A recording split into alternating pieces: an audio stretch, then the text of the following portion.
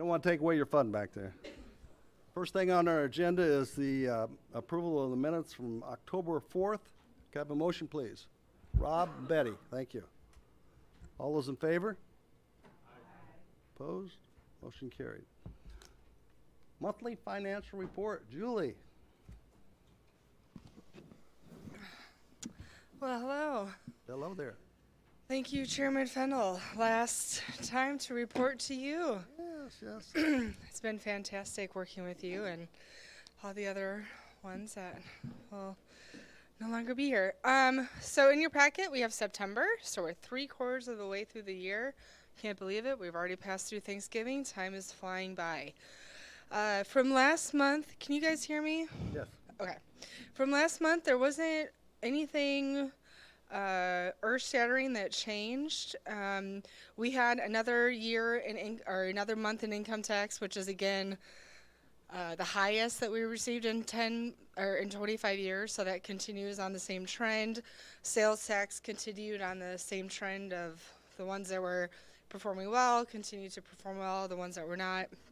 And then the only other thing that was notable is the highway fund is no longer reported as a fund below fund balance. So that now is up, and that's because we have enough property taxes that have come in to cover the expenses. One thing I would like to highlight, if you guys would like, we have the 2023 budget in brief. We have that published. We have packets of 10. You can take as many as you want. So since this is the board that approved it, we have credit to you guys, and we have it updated with our new style, and it's really fun and pretty. So I encourage you to come grab one of those. And the other big budget, the adopted budget, should be posted online by midnight tomorrow. So we will get that done. The next budget briefing for October, we should be able to pull it off with what's in the penimation. Then after that, we never usually report for November. And then the estimated fiscal year end report, I believe, is done in March committees. So just kind of give you a heads up as to where we're going for the financial reports. But if there's anything earth-shattering that happens in the next few months, we'll make sure to let the committees know. But I think we're on a good track with where FY22 is heading. And then you have a state financial thing you have to file like the 1st of December, isn't it? Something like that with the salaries and I don't know. Scott, do you know what he's referring Sure. to? So there's a Freedom of Information Act or an Open Meetings Act. I don't recall which one, but it's one of those two things that it's actually within a certain number of days of the adoption of the budget that we have to prepare that report and post it. I believe it's the Open Meetings Act, so it's a comprehensive report of all the wages and all the benefits. Benefits are not itemized; they're summed up as benefits. That gets published, and then I'm sure, as we've done in last year, and we'll look at doing the individualized memos and reports to all the individual team members, so that they can know and be aware of, from a transparency standpoint, what the team member share is and what the employer's share is for the various things that they see on their paycheck every 2 weeks, but maybe don't realize from a cumulative standpoint on an annual basis. Such things as IMRF contribution, FICA contribution, the employer's share of health insurance, those types of things. That's a report that the HR team and the County Operations Committee and their vice chair, Daly, worked to create early this year, and then we did for the first time this spring, and we'll do that again here once we get into the new year. I thank you, Linda, for championing that, because that is cool. That's a neat program. I appreciate that. Any other questions for Julie? Steve? Always have to read your documents, Julie. I don't know. Am I on this? I don't know. Okay. I guess I wanted to. The personal property replacement tax always concerns me. It's like, is that a real number? Is that real? And are we going to get a clawback from the state of Illinois saying that there was actually a decimal point position wrong what we gave you. In the next 5 years, you're going to have to give that back. I guess, I mean, just help. I mean, I've read all the words, the IML league, you know, everything's out there, but it's not like it's a real number. The money's in the bank, right, Nicole? Yeah, the money's been coming in the bank. I don't want to be sitting here a year from now saying, oh, we found out that we have to give all that back. No, I believe it's with I think it's with the PPRT fund. They do put money in a refund, and then after all the taxes are filed, if they don't have enough, then they do have to transfer money. Or if they've over-transferred money, then we'll get a payback. I would have to look into that to see where they're expecting, if that would be a hit to us. But even if it is a hit, we have more money than we ever would have expected to have. So I don't think it would be a huge impact to us, but I would have to look at that to see if IML has been predicting. I want to say I did read something on that, but we have been swimming in ERP and working many hours, and it's not coming to the top of my mind right now. Okay, anyone else have questions? Okay, thank you, Julie. We have the accounts payable.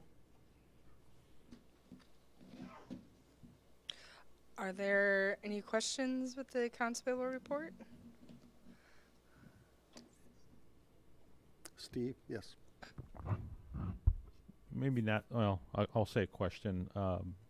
As we currently are doing paper checks as far as payments, when we move to the new ERP, can we go the EFT type transfers and make this more efficient and probably more transparent if we do EFT? So can you comment on that, or Heather, either one? Yep.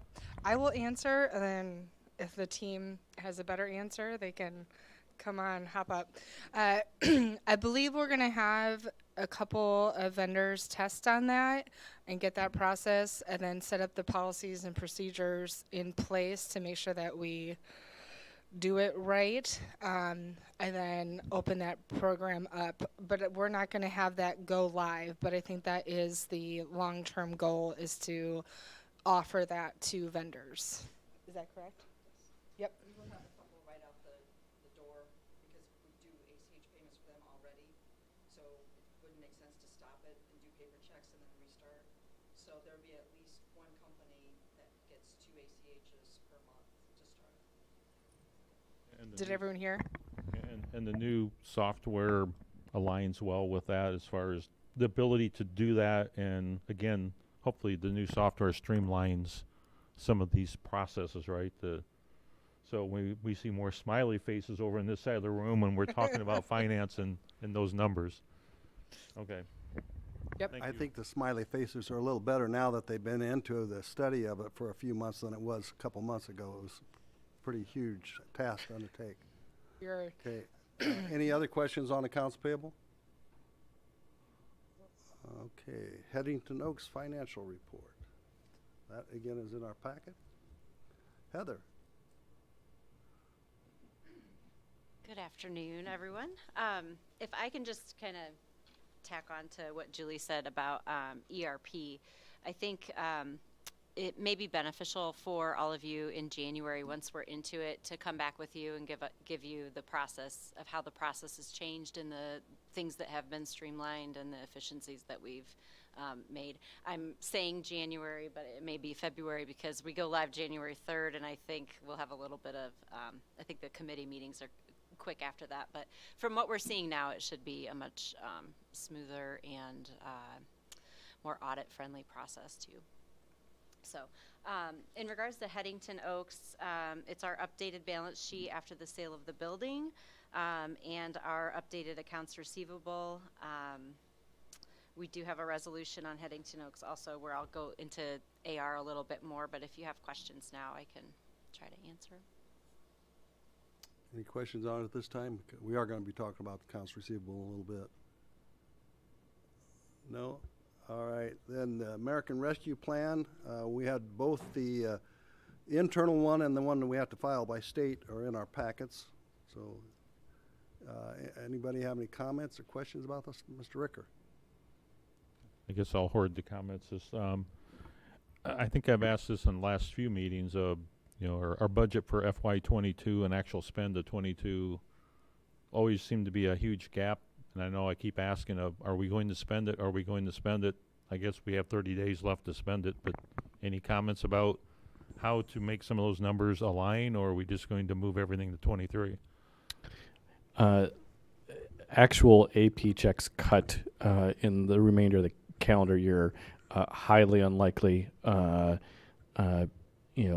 Bid awards that will probably come to the what typically would be the December committee meetings for January County Board that will encumber those dollars is very likely.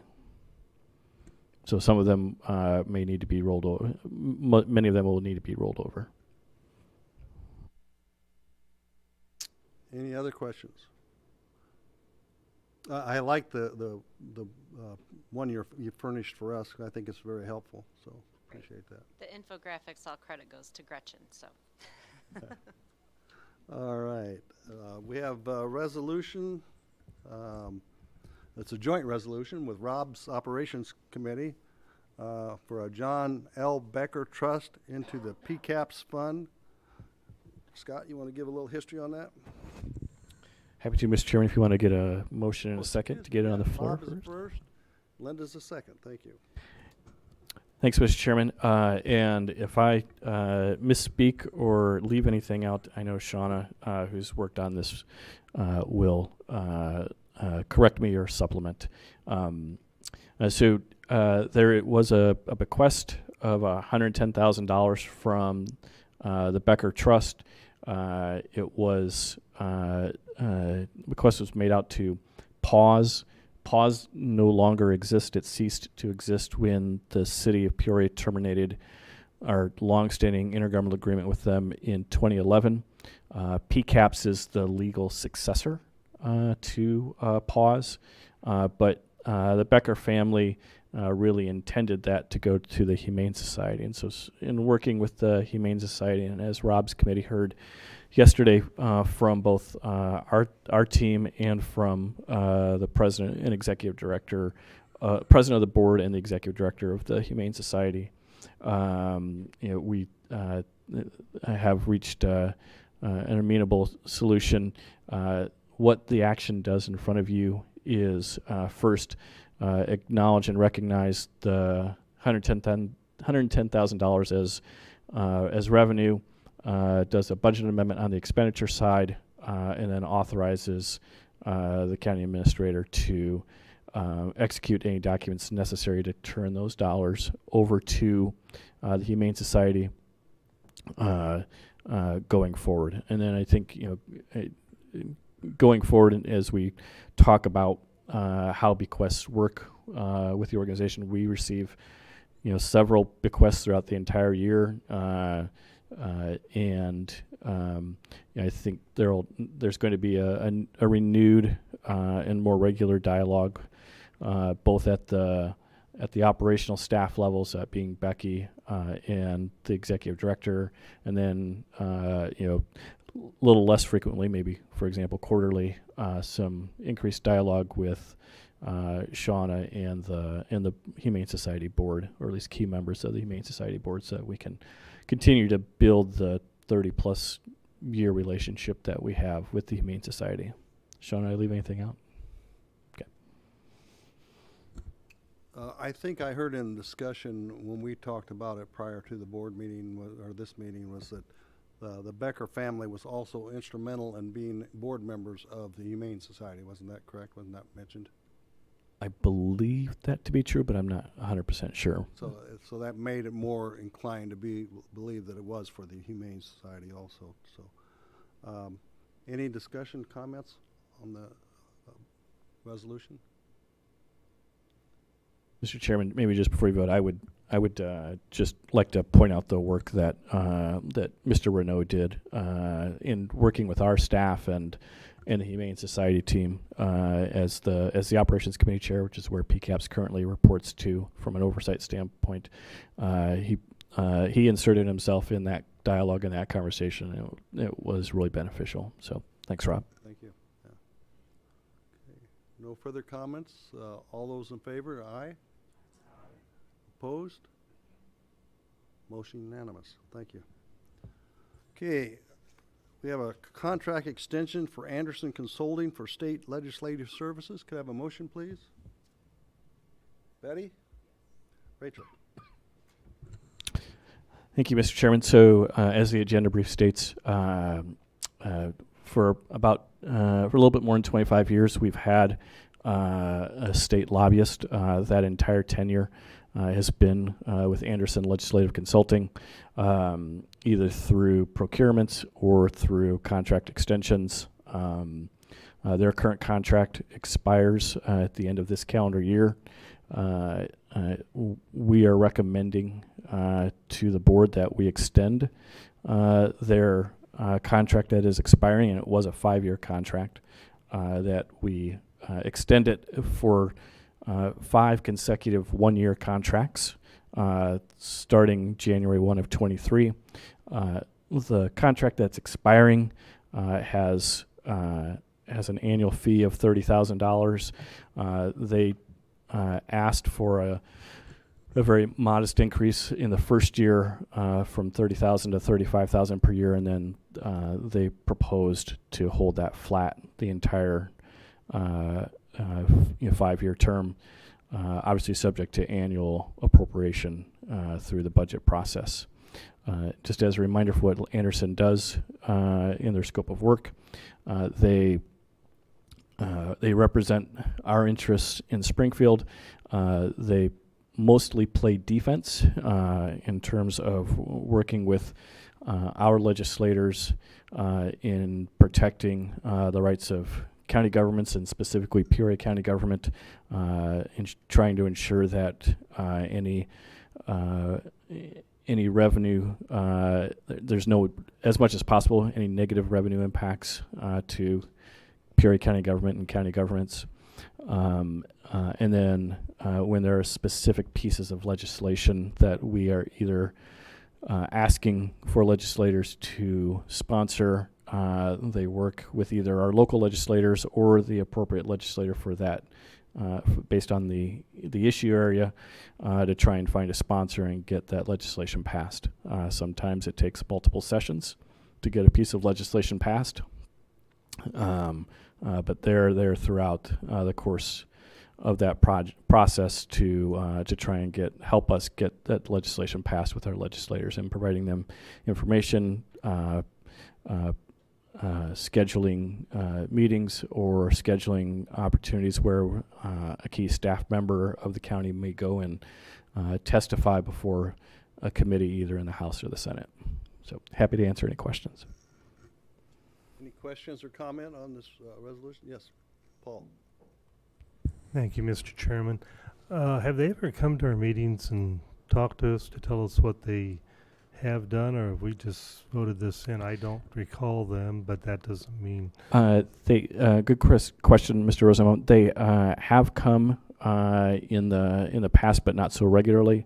That's something that I'm aware of, and I've already talked to them about, and we'll be making arrangements for them to come, at least at the beginning of the session, and maybe in kind of in the summer after the session is over, to kind of give an update of what occurred during the session. Thank you. Is there any other lobbying groups out there that, we've been using the same one. Is there other ones out there that we should be getting bids from? Just throwing this out, not trying to Sure. sandbag you on. I was just... No. 2 other lobbyists that are specific for economic development purposes. They were respondents the last time we did an RFP. They've since seen their portfolio shrink and probably would not respond to this RFP this time, but they've got a very niche type of service that they provide for us. mostly economic development, but a little bit on the capital side as well. Anderson really does legislative stuff versus capital spending type request. So I would the relationship that we have now and how things work out from my perspective works. I think having spoken to our legislators in the past, and they're very comfortable with the team that we have in place. Mr. Chairman, I'd just like to say I'd like to have them come at least a couple times a year. For $35,000, they can show up to either a committee meeting or to the board meeting, just to kind of tell us how we're getting our bang for our buck, and be a little more transparent to our constituents that their money's being well spent. Thank you. Yes, Mr. Ricker. Yeah, and I'll kind of echo Mr. Rosenbaum's comments and maybe take one more step. In my experience, this committee's been more passive regarding legislative discussions. We haven't been, I'll say, proactive, and maybe that's a forward-looking for this committee in the future of, should we have more of a proactive discussion as a committee to come up with the things that are really important to us. I know one time a year we usually do the legislative breakfast. I think last year it didn't happen. Or 2 years Earlier ago. this year, it did not happen. It happened in 2021 via Zoom. Yeah. But I mean, that's like one time a year. I think we do the legislative breakfast and we talk about things, but the rest of the year, it's really passive on our part. And I guess I would advocate. Other than the list that we send. Yeah, I would advocate that this committee be more proactive in the future at looking at what are the things that are coming that would impact us in legislation at a committee level. And I don't know if Scott wants to make any additional comments around that.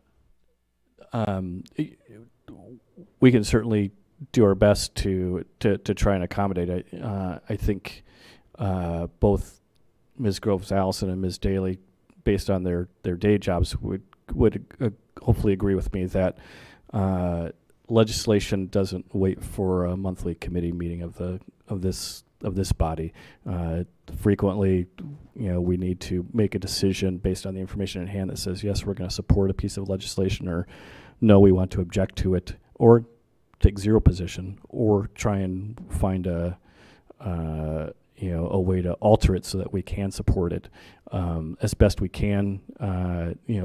That responsibility is charged with me with the information that we have and what policy positions the county board has previously made on a variety of topics, and then I follow those to the best of my ability. I think what we can do a better job is reporting out to you what how frequently we're doing that and what positions we are taking. Jennifer? A lot of lobbying firms will provide their clients with monthly reports when session is in session. So if we could ask something like that of them, then maybe we would be showing the committee the types of legislation they're looking at and what impact it would have on the county if they weren't there looking at that. Yeah, we get a bill list as an example, and we can put that in this committee's packet going forward. Good discussion. Any further? Okay, please vote. All those in favor, aye. Opposed? Motion carried unanimously. The last one is a Headington Oaks write-off for reimbursements. Heather? Thank you, Mr. Yes, Chairman. could I have a motion, please? All right, to Sharon and Betty, thank you. Okay, the resolution before you today is in regards to Headington Oaks accounts receivable. As you're all aware, we have been working diligently to try to bring all of the accounts receivable to a close or a resolution. We're working with Matt Werner Consulting on the Medicaid accounts. He's provided an update where he has reached out to both Health and Family Services and Molina, one of the Medicare managed care providers, and they are working on some old accounts for us, and he hopes to have some of those to a resolution by the end of this calendar year, which is good. It's just a long and tedious process, as I'm sure you're well aware. The state's attorney's office has been really helpful with us bringing one of our outstanding hospice accounts to a resolution, and they are finalizing a settlement agreement with one of them, and so we should have an update for you on that hopefully at the next meeting, and hopefully that'll be as a resolution. This particular one in front of us is in regards to our Medicare accounts. We have both Medicare A and Medicare B accounts, and the total of those is just over $620,000. Anytime we write off a Medicare account, we're required to file a Medicare cost report with CMS the following May. So any account that we write off in 2022, we have to file that in a report to CMS by May 31st, and we contract with RSM to help us with that process. In our recent conversation with RSM, they suggested, and we agree, so we're bringing this recommendation to you, that we write off all of the Medicare accounts in this calendar year so that we have one final Medicare cost report to file in 2023. As you can imagine, one is to clean up and finalize the accounts. We won't have any more accounts billed since Headington is closed.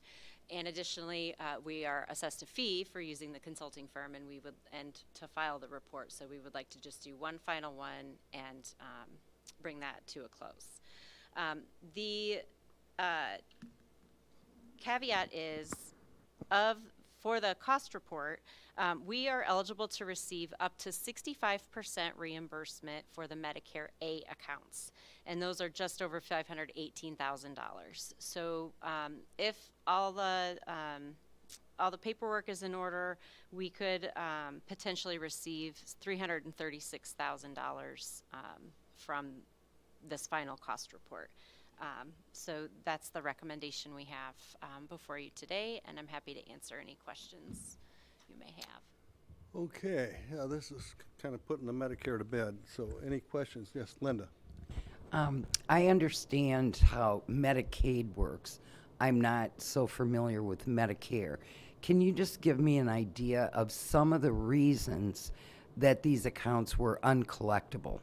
Sure. So, and I have to say, I'm no expert by this. I came in January after Headington had been closed.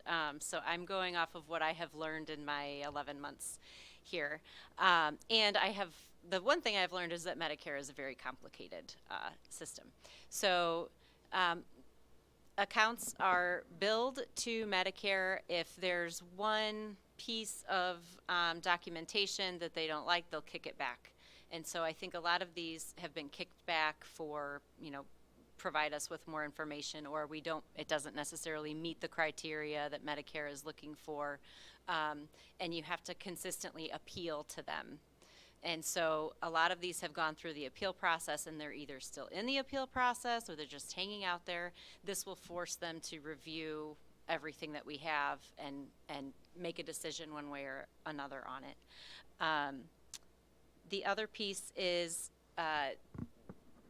there were situations, from what I understand, where patients were admitted and they were filed as one type of payer, but they didn't qualify, so then they were shifted back to another type of payer. Some of those kind of fall into this category too. And there's about, I think, 150 accounts total that make up this balance. So they're all unique, as you can imagine. Any other comments? So review, we have about 21,000, and we're expected to get back, if everything goes right, 336,000 at the 65%. Any other questions? Okay, all those in favor? Aye. Opposed? Okay. Heather, while you're there, would you comment just a little bit on the Medicaid ones that you have, or the ones that are with the insurance companies? Sure, sure. So let me pull those numbers up here. Medicaid, as I mentioned, Matt Werner is working through those. We're taking an approach where he kind of works through, there's several buckets of those also, just basic Medicaid, Medicaid pending, which, as I alluded to a moment ago, they were admitted as Medicaid, but maybe didn't have the paperwork completed by the family members, the patients. So he's trying to work through those. This microphone. I know I can't find my balance number. So he's working through those with his contact at HFS. He's contacted the Medicaid managed care organizations, and of the ones he's contacted, he's sent information.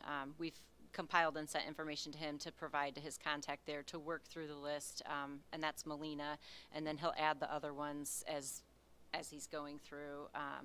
As you know, our bookkeeper is about a day and a half dedicated to Headington Oaks, so we try to get all the information we can, her to provide those to him, just to go through the accounts one by one. They're looking at rejected claims now to see why they were rejected, and if there's additional documentation that maybe we didn't provide in the past that would help those become valid claims.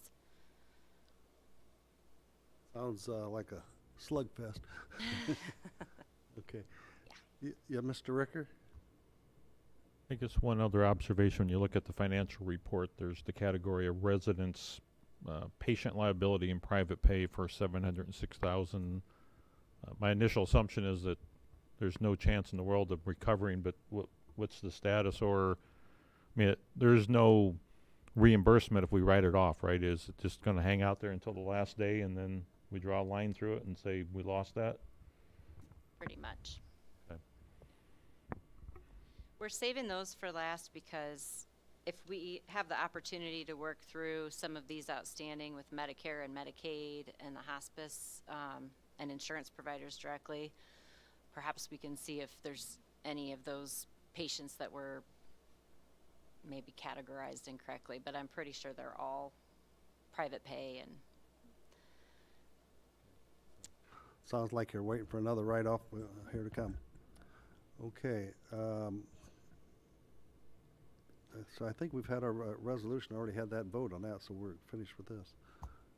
Any other miscellaneous items? No miscellaneous. Well, we'll have a break, and then we'll come back for the executive meeting.